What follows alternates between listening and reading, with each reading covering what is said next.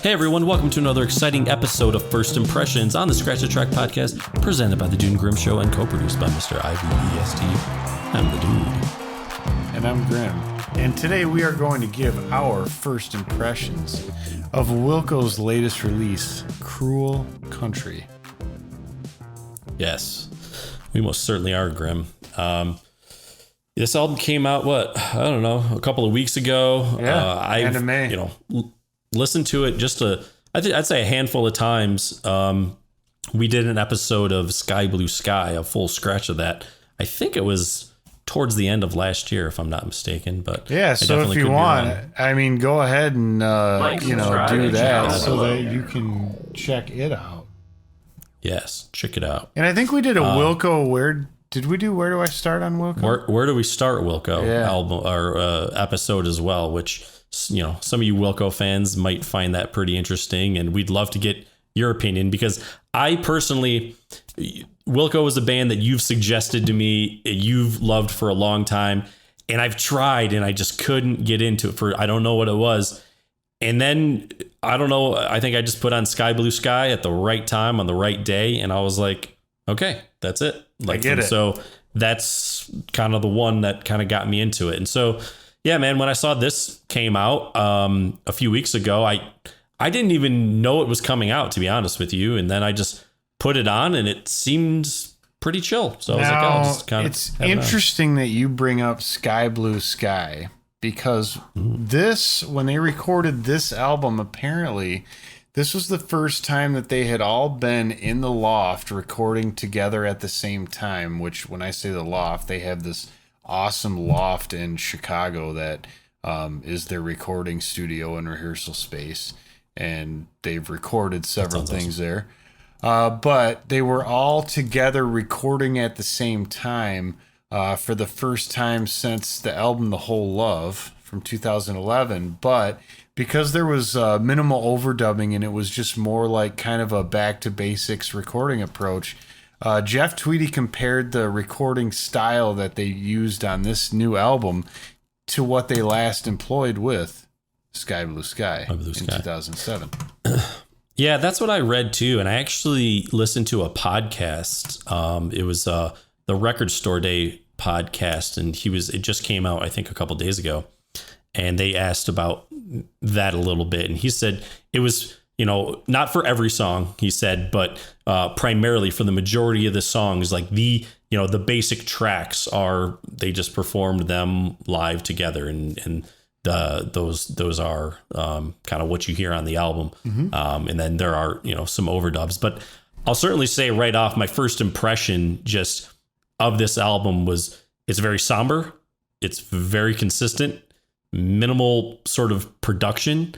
I felt like some songs had like a Dylan-esque, kind of some Dylan-esque qualities to it.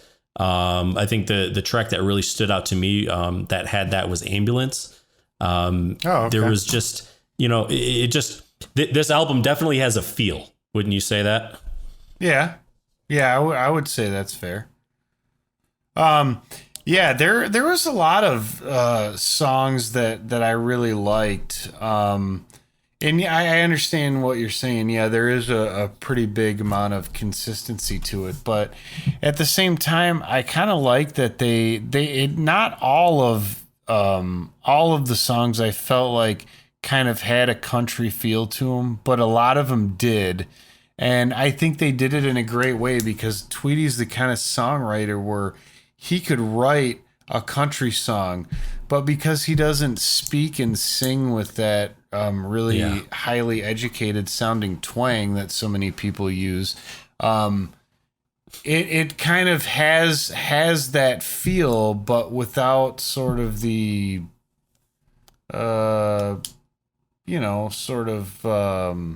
sounding like a hick. Yeah. I mean, to me, and this is where I say, when I think of it as Dylan-esque, I feel like it has a little more, I put it folky country. Yeah. That's fair. Because I don't consider it, it's not Garth Brooks, it's not Brad Paisley. It's funny because I agree with you. And that's the sad thing, is that has now become what country is. But I think in a lot of the early days, it wasn't necessarily that. It's just now everybody has to speak in such a way, and you have to have a certain instrumentation. I mean, hell, now it's basically just redneck pop, but it's a whole nother story. But yeah, well, I'm sure we won't lose any fans over that because we don't really have country fans here. But no. Well, it was interesting too because I forget if it was the article I was reading or in the interview. Basically, Jeff Tweedy said he's like, there's kind of been an assumption over the years that they're sort of a country band, and they never felt comfortable with that. But he was like, he kind of just said, yeah, with this album, he's like, okay, we're gonna dig into that, and we'll just call it that, and we're good. It's funny they say that because a lot of their earliest stuff was categorized as like this alt country, and it kind of was to some degree. I mean, it just sort of had flavors of maybe like what country used to be. Yeah, and I mean, dude, it just.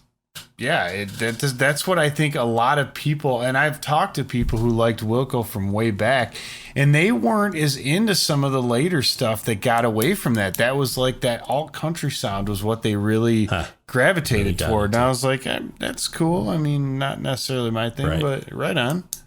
Right. Well, the funny thing was, though, is on that podcast, Jeff Tweedy said, he was like, with this album, he's like, I don't think it's that different from the material that we've done over the years. It isn't. He said they were more concerned, about being, I think earlier on in their careers, he said they were concerned about kind of being pigeonholed a little bit, and they didn't want to be sort of a part of a specific genre or a movement. So I think they were more against it. But this time it's a little more like, maybe a little more accepting of it, or just like embracing it, saying, hey, you know what? Yeah, this is what we're going to do this time. Yeah, you want a country album? We'll give you one. Yeah. In fact, we'll give you basically enough for 2 albums. Yeah. Because it is long. This is officially a double album. It is 21 tracks. Wow. And he even said, where do I have it in my notes here? That, he didn't want to call it, I guess I'm saying this, like, I don't necessarily want to call it a political album. It just certainly has a lot of those elements in it. But I think the way he kind of said it was, this is how he is, seeing the country. And this is representative of, just kind of how he feels. He said a lot of the music has grown out of, a lot of the music that we've had is kind of grown out of cruelty that he's singing about and talking about. And that kind of resonates with, music in the late 60s, rap from the 80s and early 90s, where it's kind of a direct reflection of the lives people were living in their communities and around the country. And that's fair. But so with that in mind, do you have a favorite song? I know you mentioned Ambulance already. Yeah. I mean, I did like that song. I do like the self-titled track. That is a good one too.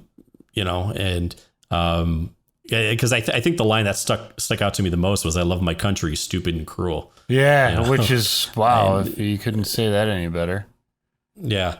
But I think the thing for me is, I just felt like this album really carried just a feel and a theme to me where I kind of felt like I was listening the whole album. I was listening almost at points just to like one song.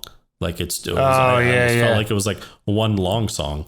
I would say for the sort of the somberness that I feel that this album has, it might be 21 songs is a lot. I think, I don't know if I would say this, if you're not into Wilco, I wouldn't start with this album. That's fair. I think that's fair. my assessment, but give me your 2 cents. What's your first impression? What were your favorite, if any standout tracks? I really like, I think the way you said it was pretty good. Like, and for some people, maybe this would be where they'd start. But yeah, if this was the first one I heard of Wilco, I don't know that I would be as into it, but I already like them as a band, and especially Jeff Tweedy as a songwriter. So I enjoyed it. Tonight's the Day stood out to me. So did Falling Apart right now. But yeah, just in all, I like the vibe a bit. I like the feel. I would listen to it again. This is not. Sometimes we do first impressions, and I'm like, that was cool. I probably will never listen to that again. Yeah. Yeah, for me, I don't know. I think I might, before I put this on, I think I'll probably go back and explore some more of their other stuff. You know, the thing I did sort of like, and I think it's good that this is happening, is a lot of the things that Jeff Tweedy sings about in this album. One, he's got great lyrics. Yeah. Definitely worth just kind of diving into. But like I said, it wasn't necessarily a political album, although it has those elements and those feelings I think that you're kind of seeing from him and what he's seeing. And I kind of like that. Gosh, it's an album that is saying something or trying to say something. Yeah. 'Cause I feel like that's kind of lost in the music that we've been, that's coming out now. And, we did a first impression a few weeks ago now on the Arcade Fire's We album. Now, I feel like that tried to make a commentary. Some of the songs and some of the things they're discussing and talking about tried to make a commentary about where things are at and how things were with the pandemic and our culture and our society.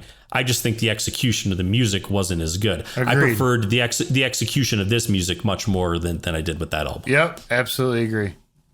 So go on and give it a listen and let us know what you think below. Give it a listen and give us a like. Yeah. And subscribe. Like, subscribe, and comment below. Because algorithm. So, all right, everyone. Thanks for watching. Let us know what you think. First impression. Time to go. Dude Grim Show.